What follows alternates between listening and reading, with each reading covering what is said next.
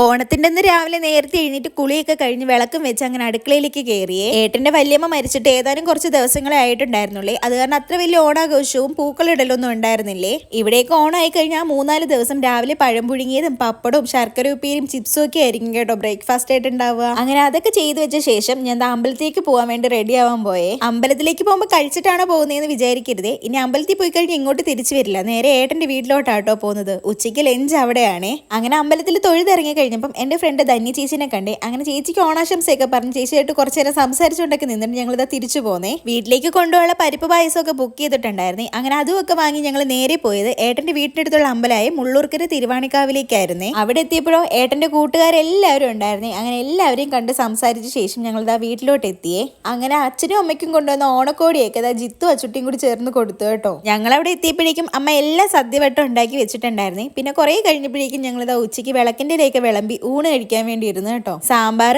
അവിയൽ, തോരൻ, ഓലൻ, കാളൻ, പുളിയിഞ്ചി, നാരങ്ങ, പപ്പടം, പായസം ഇതെല്ലാം കൂട്ടി അടിപൊളി ഒരു ഓണസദ്യ കഴിച്ചു കേട്ടോ. അപ്പം ഇന്ന് അത്രയേ ഉള്ളൂ.